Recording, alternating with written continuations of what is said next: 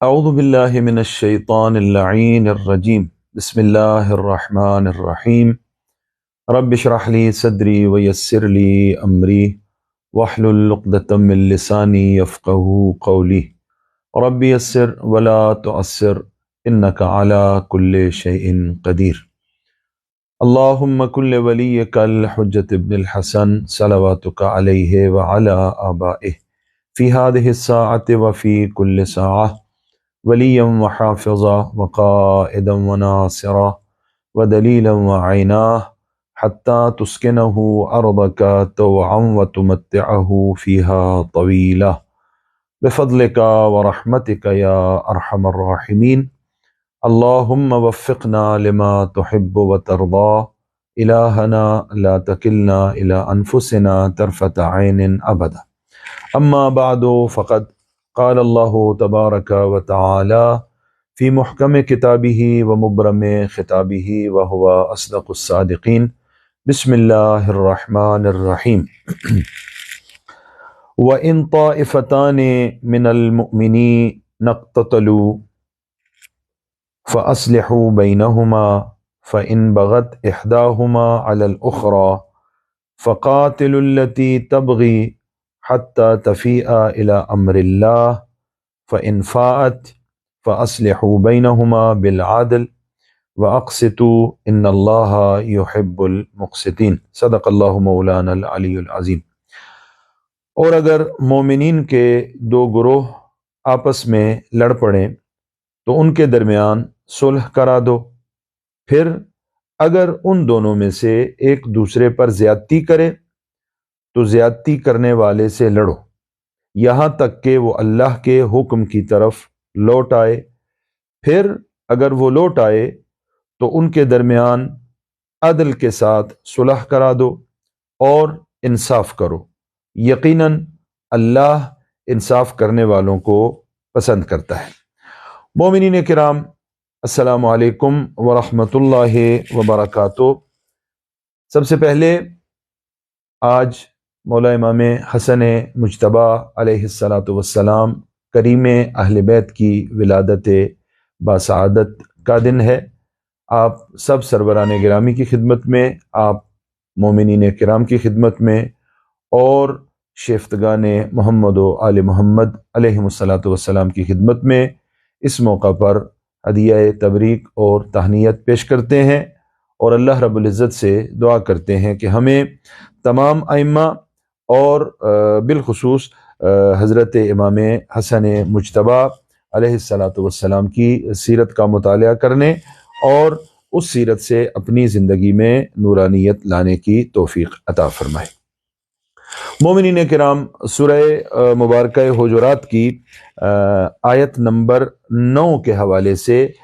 کل ہم نے گفتگو کا سلسلہ شروع کیا، جسے آیہ اصلاح بھی کہا جاتا ہے۔ وَإِن طَائِفَتَانِ مِنَ الْمُؤْمِنِينَ اقْتَتَلُوا فَأَصْلِحُوا بَيْنَهُمَا۔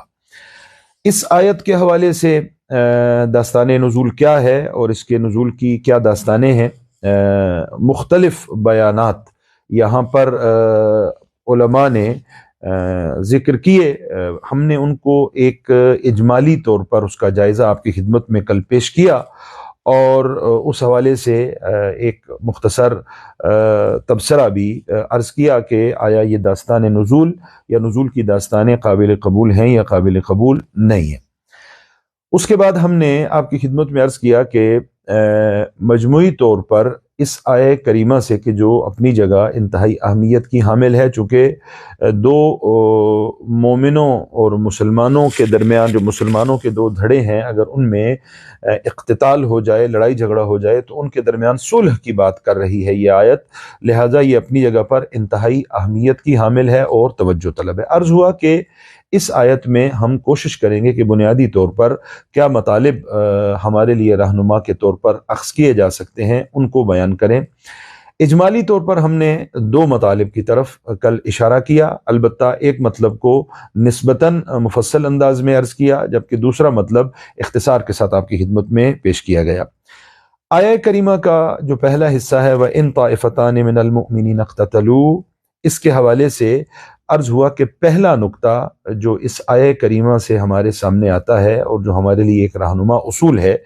وہ یہ ہے کہ یہ حساس موقع ہے کہ جب مسلمان آپس میں خدا نہ کرے لڑائی جھگڑے کا شکار ہو جائیں، تو اس موقع پر اور حساس موقع پر سب سے پہلی جو ذمہ داری مسلمانوں کی ہے اور پہلا وظیفہ جو مسلمانوں کا ہے وہ یہ ہے کہ اس لڑائی جھگڑے کو ختم کرنے کے لیے وہ اپنی کوشش اور اپنی کاوش کریں، جتنی توانائی رکھتے ہیں اتنی توانائی بروئے کار لائیں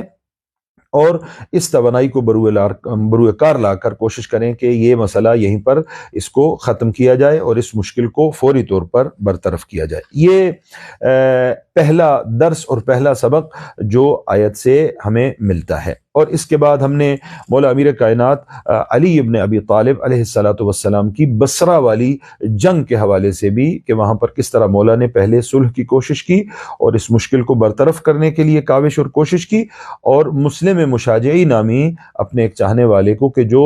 رضاکارانہ طور پر ان کو یہ پیغام دینے کے لیے گیا اور اس کو بھیجا اور اس کو خبر دی کہ کس طرح تمہیں وہ پہلے اذیت دیں گے، تکلیف پہنچائیں گے، تمہارے ہاتھوں کو کاٹ دیں گے اور اس کے بعد تمہیں قتل کر دیں گے، تو اس نے کہا کہ راہ خدا میں جان چلی جائے اس سے کوئی پریشانی نہیں ہے۔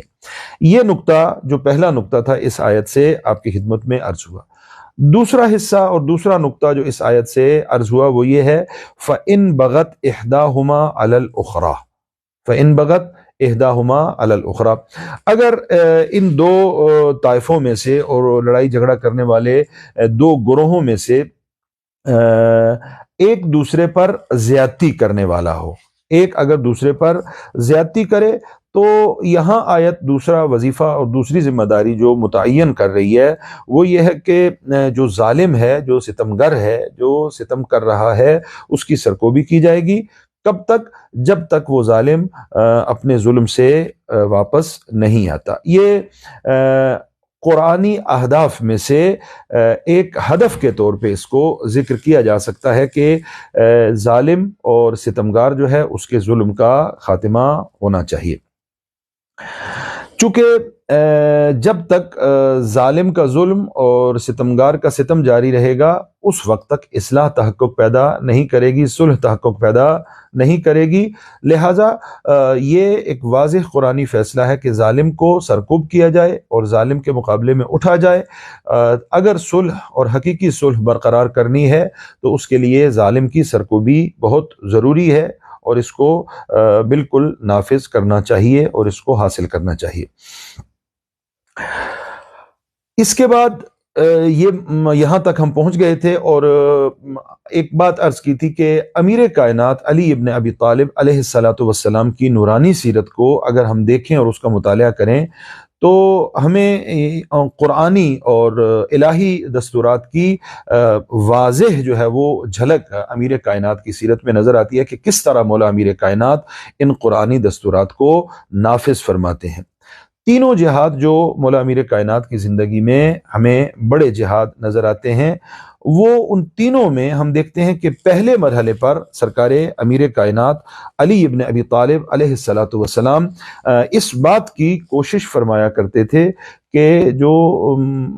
باغی ہیں اور جو بغاوت کرنے والے ہیں ان کو صلح کا پیغام دیا جائے، ان کو مصالحت کی طرف بلایا جائے، حتیٰ خود مذاکرے کے لیے آپ جو ہے وہ اپنے آپ کو پیش فرماتے تھے کہ میں خود گفتگو کرنے کو تیار ہوں کہ اگر یہ راہ حق کی طرف پلٹتے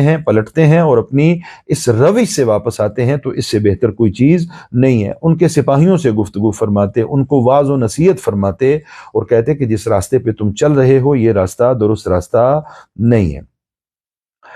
اور خود بھی تشریف فرما ہوتے اور اصحاب پیغمبر میں سے اصحاب کو کہتے کہ جاؤ یہ جو میرے مقابلے میں آ رہے ہیں ان کو بتا دو کہ ان کا راستہ صحیح راستہ نہیں ہے، حق اور حقیقت کا راستہ وہی ہے جس پر میں موجود ہوں۔ جب یہ سارے راستے اور یہ سارے صلح کے پیغامات کارگر نہ ہوتے اور ان سارے راستوں سے امیر کائنات علی ابن ابی طالب علیہ السلام مایوس ہو جاتے، اس وقت جو ہے وہ آپ اپنی شمشیر کو بے نیام فرماتے اور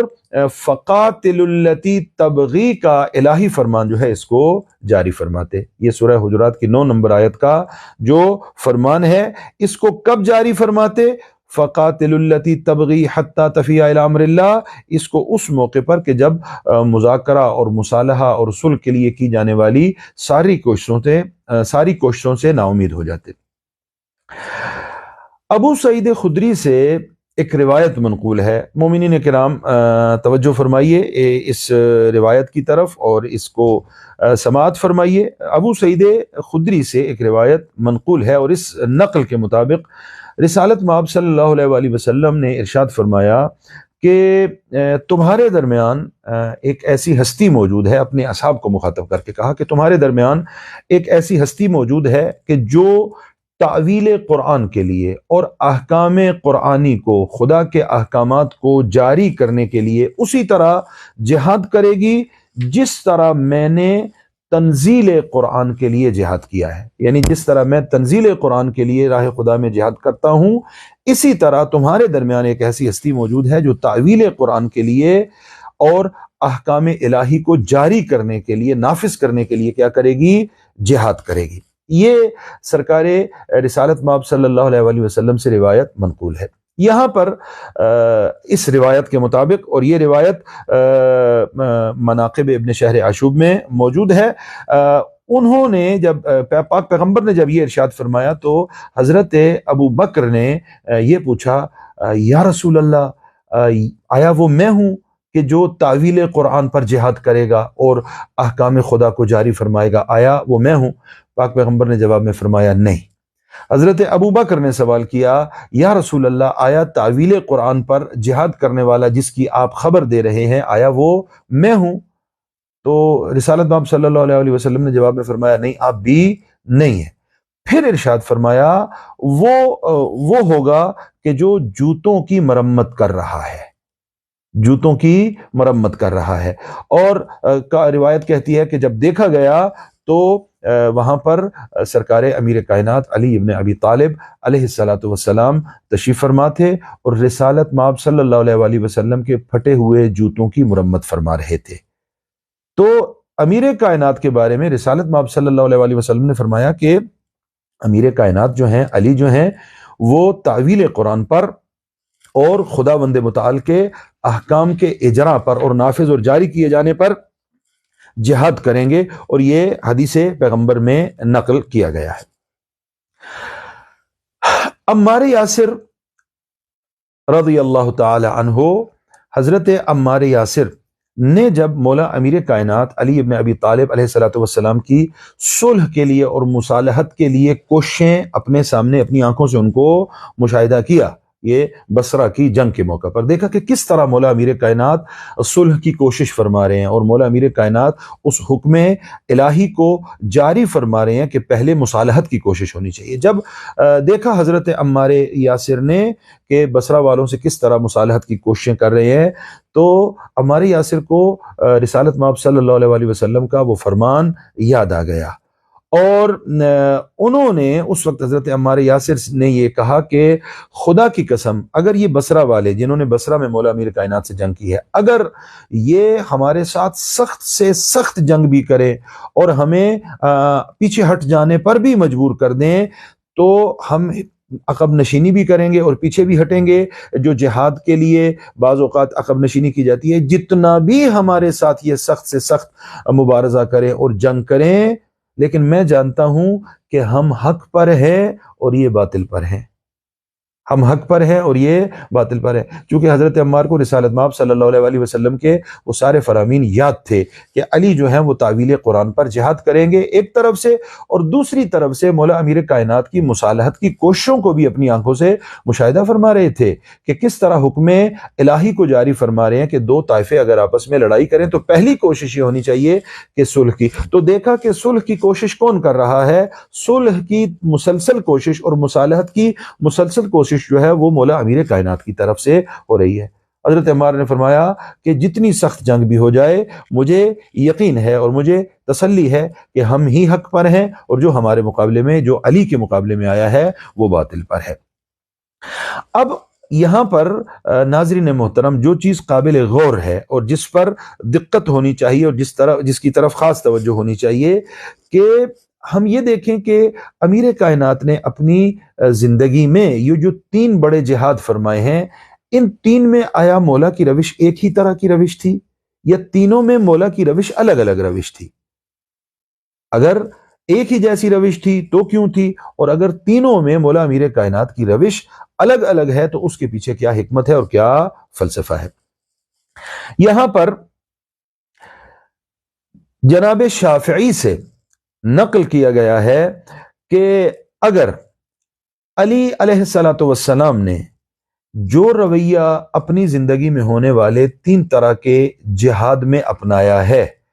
اگر یہ رویہ علی کی سیرت میں ہمارے سامنے نہ آتا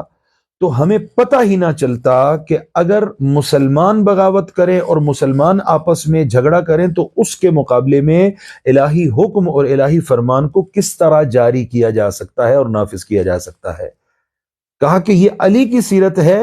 جس سے ہمیں پتہ چلتا ہے کہ اگر مسلمان دوسرے مسلمان طائفے اور قبیلے اور قوم اور دھڑے کے خلاف جنگ کے لیے آمادہ اور تیار ہو جائے اور اقتتال کی نوبت آ جائے تو قرآنی حکم کو کس طرح نافذ کیا جائے گا۔ اس قرآنی حکم کو نافذ کرنے کا سلیقہ اگر ہمیں پتہ چلا ہے تو علی حیدر کرار کی سیرت سے پتہ چلا ہے علیہ الصلوۃ والسلام کہ کس طرح انہوں نے اپنی زندگی میں،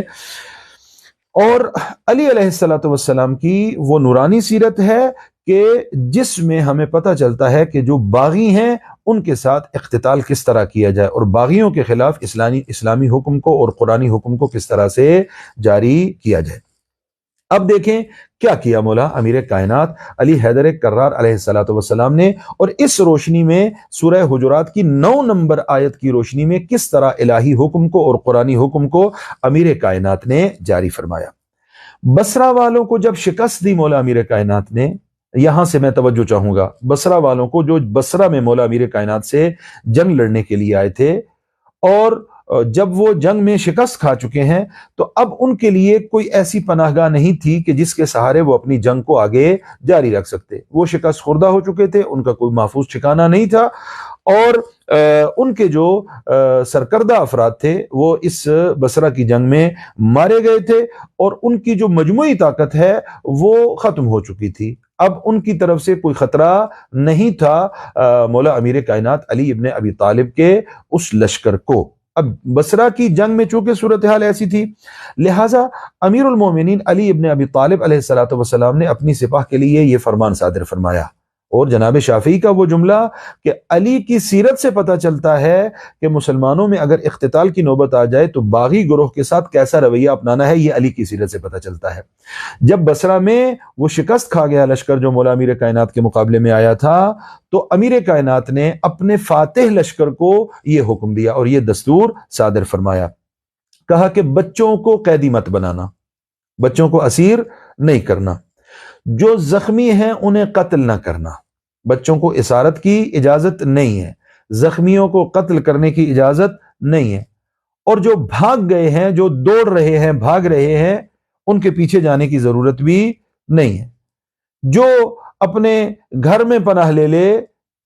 اس کو امان دے دو، اور جو اپنے ہتھیار زمین پر پھینک دے، تلوار کو زمین پر پھینک دے، نیزے کو زمین پر پھینک دے، اس کو بھی امان دے دو۔ یہ ایک رویہ ہے باغی گروہ کے مقابلے میں اسلامی جو ہے وہ جہاد کا، اور قرآنی حکم یہ ہے کہ جو باغی ہے اگر وہ بغاوت کرتا ہے اور بغاوت میں شکست کھا جاتا ہے تو اس کے مقابلے میں آپ نے کیا کرنا ہے۔ یہ بصرہ کی جنگ میں مولا امیر کائنات کا رویہ ہے اور مولا امیر کائنات کی سیرت ہے۔ لیکن جنگ صفین میں اس سے یکسر مختلف مولا امیر کائنات کا رویہ ہمارے سامنے آتا ہے۔ جنگ صفین میں یہ فرمان ہمیں اس طرح سے نظر نہیں آتا۔ اس کی وجہ کیا ہے؟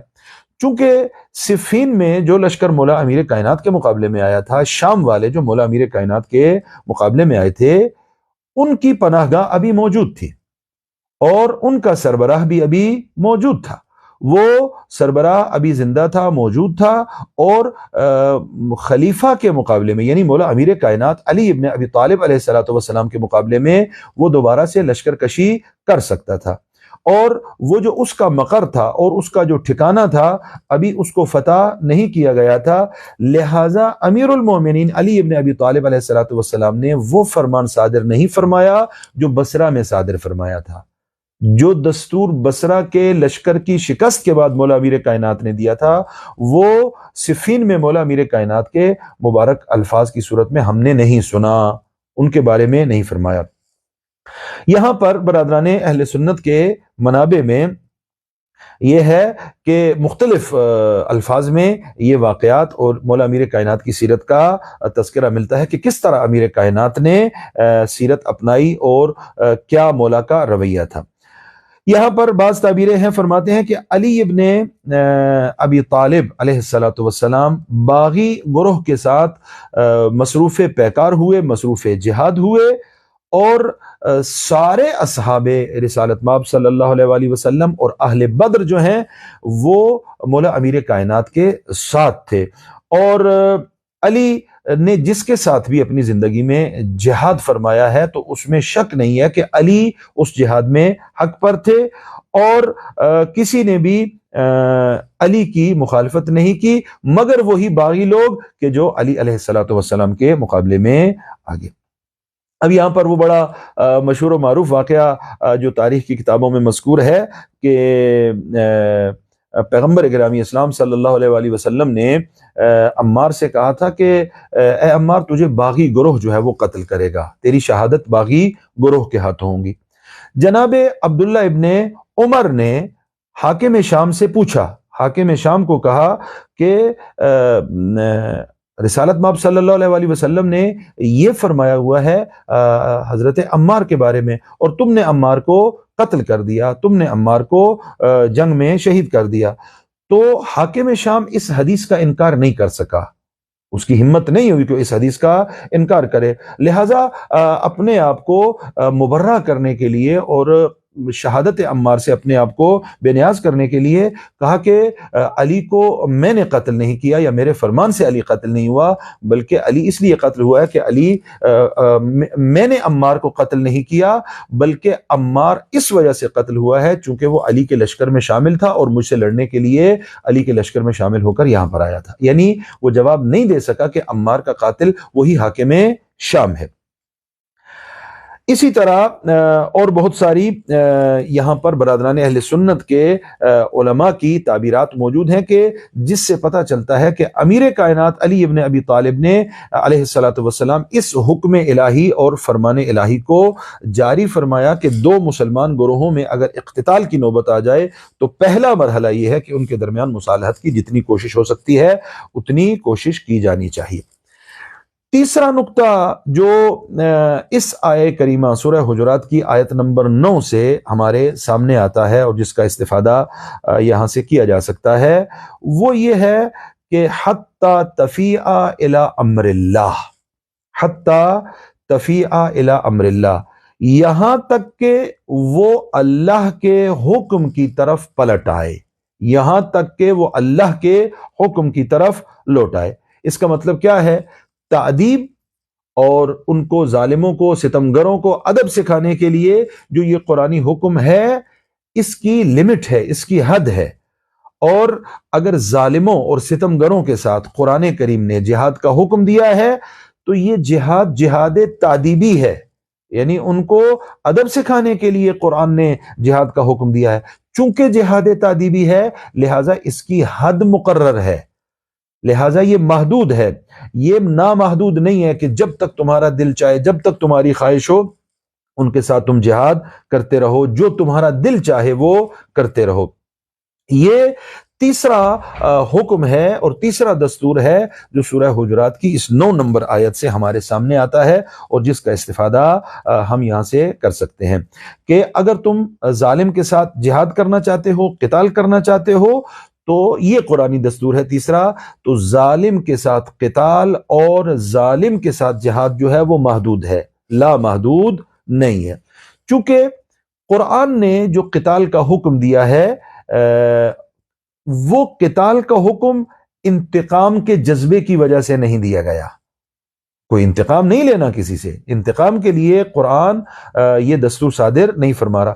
بلکہ ایک تنبیہ کے لیے جہاد کا دستور اور حکم دیا جا رہا ہے۔ کیوں تنبیہ کرنی ہے؟ تاکہ ظالم اور ستمگار کے وہ جو ستمگارانہ عزائم ہے اور جو ظلم ہے اس سے اس کو روکا جا سکے، اس سے اس کو باز رکھا جا سکے۔ والد اگر اپنی اولاد کو تنبیہ کرتا ہے تو وہ تنبیہ محدود ہوتی ہے، لامحدود نہیں ہوتی۔ محدود کا مطلب کیا ہے؟ یعنی جب تک اس کا بچہ، اس کا بیٹا، اس کی اولاد اس کی بات سن نہیں لیتے تب تک وہ تنبیہ کرے گا، لیکن جب وہ بات سن لیتے ہیں، بات مان لیتے ہیں اور جس راہ راست کی طرف والد ان کو لے کے آنا چاہ رہا ہے تو اس کے بعد وہ تنبیہ ختم ہو جاتی ہے۔ والد کی تنبیہ انتقام نہیں ہوتی، والد کی تنبیہ کس لیے ہوتی ہے؟ تاکہ صحیح راستہ اپنی بچوں کو، اپنی اولاد کو دکھائے، اور یہ تنبیہ بھی محبت کی بنیاد پہ ہوتی ہے، انتقام کی اور نفرت اور بغض و کینہ کی بنیاد پہ نہیں ہوتی۔ اسی طرح قرآن کریم جو حکم صادر فرما رہا ہے قتال کا اور جہاد کا سورہ حجرات کی 9 نمبر آیت میں، یہ لطف اور محبت کی بنیاد پر حکم صادر کیا جا رہا ہے۔ اور یہ لطف کس کے لیے ہے؟ یہ لطف و کرم کس کے لیے ہے؟ یہ ایک تو خود اس ظالم پر لطف و کرم کے لیے حکم صادر کیا جا رہا ہے، ظالم جو ظلم کر رہا ہے اور اپنے ظلم میں ڈوب چکا ہے، اس پر لطف و محبت یہ ہے کہ اسے دوبارہ ہدایت کی طرف اور راہ ہدایت کی طرف پلٹایا جائے۔ اور اس کے بعد پوری کائنات پر ایک لطف ہے اللہ کی طرف سے کہ جب یہ ظالم کے خلاف جہاد کا اور تادیبی جہاد کا یہ راستہ کھلا رہے گا تو آئندہ کوئی ظلم کرنے کا نہیں سوچے گا، کسی کے دل میں اور دماغ میں کسی پر ظلم کرنے کا خیال نہیں آئے گا۔ بس قرآن کا جو یہ جہاد ذکر کیا گیا ہے جہاد تادیبی ہے، بلکہ جہاد تادیبی ہے اور انتقامی اور اپنے خواہشات کی بنیاد پر کیا جانے والا جہاد نہیں ہے۔ ناظرین محترم، اسلام ہر ظلم کے خلاف ہے، اسلام ہر ظالم کے خلاف ہے۔ قرآن کی تعلیمات ہر ظلم کی بھی مذمت کرتی ہیں اور ہر ظالم کی مذمت کرتی ہیں۔ اگرچہ توجہ چاہوں گا کہ اگرچہ ایک شخص خود ظالم ہے اور ایک وقت میں وہ خود ظلم کیا کرتا تھا، اس پر بھی جو ظلم ہو رہا ہے قرآن اس کی بھی مذمت کرتا ہے کہ اس پر بھی ظلم روا نہیں ہے، اس نے جو ظلم کیا ہے اس کا حساب اسے دینا ہے، اس کو رفع کرنے کا طریقہ اپنی جگہ موجود ہے، لیکن اس پر ظلم کرنے کی اجازت قرآن کہتا ہے کہ کسی کو نہیں ہے۔ اور جو جہاد تادیبی کی حد قرآن مقرر فرما رہا ہے اور حد جو ہے وہ قرآن معین فرما رہا ہے، وہ یہ ہے کہ اس وقت تک جہاد اور جہاد تادیبی کیا جائے گا جب تک ظالم راہ راست کی طرف پلٹ کر نہیں آتا۔ جب وہ راہ راست پر پلٹ کر آئے گا تو جہاد تادیبی کی حد جو ہے وہیں تک ہے۔ مولا امیر کائنات علی ابن ابی طالب کا واقعہ آپ کی خدمت میں پیش کیا گیا اور دو مختلف رویے مولا امیر کائنات کی نورانی سیرت سے آپ کے سامنے اسی غرض سے ان کو بیان کیا گیا کہ بصرہ کی جنگ میں مولا امیر کائنات علی ابن ابی طالب علیہ الصلوۃ والسلام نے لطف و کرم کی بنیاد پہ ایک حکم جو ہے وہ صادر فرما دیا اور کہا کہ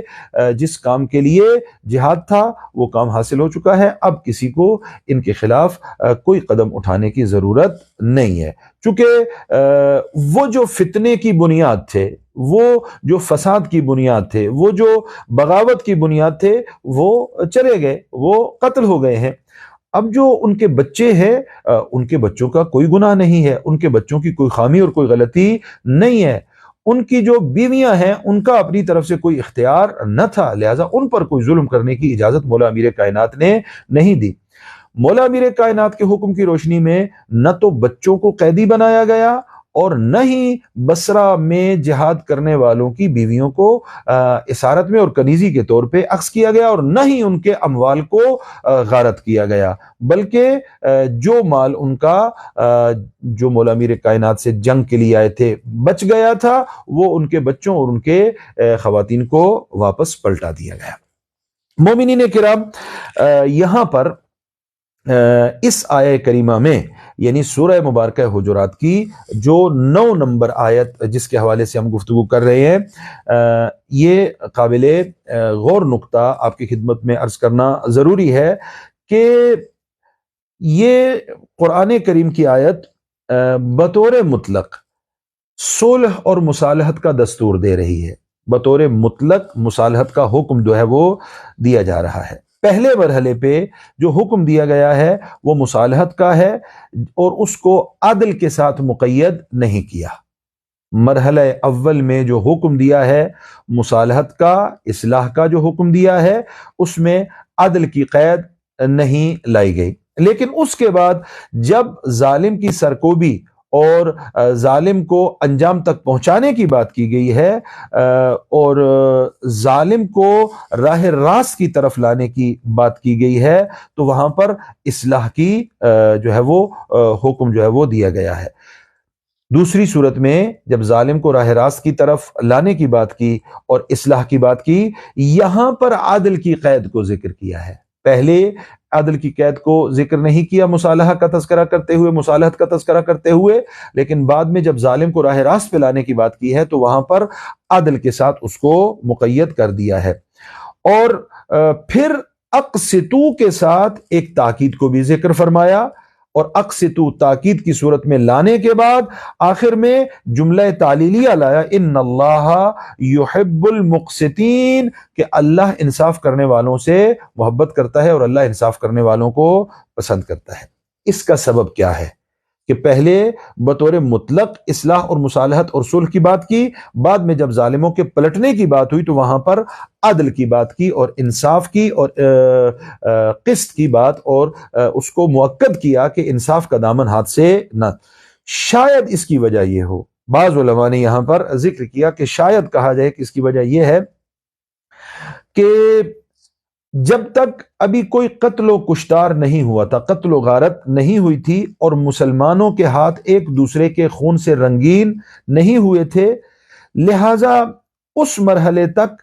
آسان تھا کہ جو مصالحت کی کوشش کرتے ہیں اور کوشش کرنے کے لیے آگے بڑھ رہے ہیں، چونکہ ایک دوسرے کے خون سے ہاتھ رنگین نہیں ہوئے اور ابھی وہ مرحلہ قتل و غارت گری والا نہیں آیا، لہذا ابھی خلوص نیت کے ساتھ اور عدل کی بنیاد پہ فیصلہ کرنا اور مصالحت کرنا آسان ہے، چونکہ ابھی ابتدا ہے، ابھی ان دونوں کے ہاتھ ایک دوسرے کے خون سے رنگین نہیں ہوئے۔ لیکن جب قتل و غارت انجام پاتی ہے اور ایک دوسرے کے خون سے ہاتھ رنگین ہو جاتے ہیں، اور ظالم کو اب جو ہے ظاہر ہے جب قتل ہوا تو ایک نے ظلم کیا ہے اور دوسرا مظلوم واقع ہوا ہے، ٹھیک ہے جو مظلوم واقع ہوا ہے اس نے اپنے دفاع میں بھی کچھ افراد کو قتل کیا ہوگا، لیکن ظلم کس نے کیا ہے؟ اب جب ظالم کے ظلم کے بعد اب صلح کا جو مرحلہ آئے گا تو یہاں پر جو اصلاح کی کوشش کرنے والے ہیں اور اصلاح کے لیے اپنا آپ آگے بڑھا رہے ہیں اور پیش کر رہے ہیں، یہاں پر اصلاح کرنا ان کے لیے نسبتاً آسان نہیں ہوگا بلکہ نسبتاً مشکل ہوگا۔ وجہ کیا ہے؟ وجہ یہ ہے کہ کچھ افراد نے دوسروں کے خون سے اپنے ہاتھوں کو آلودہ کر لیا ہے، کچھ قتل ہو گئے ہیں، کچھ زخمی ہو گئے ہیں، کچھ کو تکلیف پہنچی ہے، اور جو مقتول رکھتے ہیں، جو مجروح رکھتے ہیں اور جن کے اموال کو غارت کیا گیا ہے، ان میں انتقام کی حس جو ہے وہ جوش پر ہے اور جوبن پر ہے، اور جس وقت ظالم کو بلایا جائے اور مصالحت کی کوششوں کی ابتدا کی جائے تو یہاں پر جو مظلوم ہے اس کے دل میں یہ بات ہو سکتی ہے کہ اس نے ہم پر ظلم کیا ہے، لہٰذا میں پوری انتقامی قوت اور انتقامی طاقت کے ساتھ کیا کروں گا اور میرے ساتھ کیا معاملہ ہوگا، یہ اس مرحلے پر مشکل ہو جائے گا۔ ایک ظالم ہے اور ایک کیا ہے وہاں پر مظلوم ہے۔ یہ مرحلہ کہ جہاں پر نتیجہ لینے کا مرحلہ ہے، کچھ زخمی ہیں، کچھ مجروح ہیں، کچھ کے ہاتھ خون میں آلودہ ہو چکے ہیں، رنگین ہو چکے ہیں، کچھ کے مال کو غصب کیا گیا ہے، یہاں پر صلح کرنا جو ہے وہ انتہائی مشکل ہے اور مصالحت کی کوشش کرنا انتہائی مشکل ہے، لہٰذا یہاں پر کہا گیا ہے کہ اب بہت احتیاط سے کام لینے کی ضرورت ہے۔ اور کیا فرمایا یہاں پر؟ مختلف مقرر اور مؤکد تعبیریں ذکر فرمائیں، کہ فرمایا کہ کہیں ایسا نہ ہو کہ انتقام کا جذبہ تمہارے اوپر غالب آ جائے، اور کہیں ایسا نہ ہو کہ عدالت کو تم فراموش کر دو، اور وہ ہدف جو ہے جس ہدف کے لیے تم اصلاح کے لیے آگے بڑھے ہو، اور اس ہدف کو کیا ہے اپنے پس پش ڈال دو۔ لہذا قرآن ان کو متوجہ کر رہا ہے اس مرحلے کی طرف، اور یہ فرما رہا ہے عادلانہ صلح کی کوششیں کرو۔ صلح کرتے ہوئے دامن عدل کو تھام کے رکھو اور عدالت کو اپنے سامنے رکھو، اس لیے کہ خدا عدل کا دامن اور انصاف کا دامن تھامنے والوں سے محبت کرتا ہے اور انہیں پسند کرتا ہے۔ مومنین کرام، ناظرین محترم، انتہائی حساس مسئلہ کہ جو ہمارے روزمرہ کی زندگی کے مشاہدات کی بات ہے کہ بہت سارے فیصلے کیے جاتے ہیں لیکن ان فیصلوں میں عدل کا دامن نہیں تھاما جاتا۔ ایک بندہ ہے، اس نے دوسرے پر ظلم کیا ہے اور فیصلہ کیا کیا جا رہا ہے؟ فیصلہ یہ کیا جا رہا ہے کہ چلو جی چھوڑ دو، ایک ہی جگہ پہ آپ نے رہنا ہے، دونوں ایک دوسرے کو معاف کر دو اور زندگی ایک جگہ گزارنی ہے، بات کو ختم کرو۔ بات کو ختم کرنے کا کیا مطلب ہے؟ ایک نے صریحاً حکم خدا کی نافرمانی کی ہے، ایک نے دوسرے کا حق غصب کیا ہے، ایک نے دوسرے پر ظلم کیا ہے، اور آپ فرما رہے ہیں کہ بات کو ختم کر دو۔ یہ بات کا ختم کر دینا قرآنی دستور نہیں ہو سکتا، یہ بات کا ختم کر دینا سیرت پیغمبر سے لیا ہوا فیصلہ نہیں ہو سکتا۔ بات کو ختم کرنا ہے تو عدل و انصاف کا دامن تھام کے بات کو ختم کیجئے۔ وہ کیا ہے کہ جس کا حق پائمال ہوا ہے اس کا حق اس کو دلوائیے، جس کا حق ضائع کیا گیا ہے اس کا حق اس کو واپس۔ ایک کا حق ضائع ہوا ہے اور دوسرے نے حق ضائع کیا ہے، اور آپ فرما رہے ہیں کہ چھوڑیں جی اس بات کو ختم کریں، چونکہ آپ نے ایک ہی جگہ پر۔ وقتی طور پر تو یہ بات ختم ہو جائے گی، لیکن جو مظلوم واقع ہوا ہے، جس کا حق پامال ہوا ہے اور جس پر ظلم کیا گیا ہے، اس کے دل میں وہ جو نفرت ہے، اور نفرت کی آگ نہیں بجھے گی۔ نفرت کی آگ بجھانے کا طریقہ کیا ہے؟ دامن انصاف کو تھاما جائے، اور جس کا حق پائمال ہوا ہے، جس کے ساتھ زیادتی ہوئی ہے،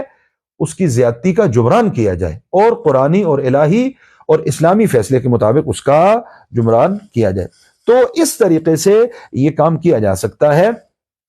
ورنہ یہ کام جو ہے وہ حاصل ہونے والا نہیں ہے۔ اور چوتھا نقطہ محترم ناظرین جو اس آیہ کریمہ سے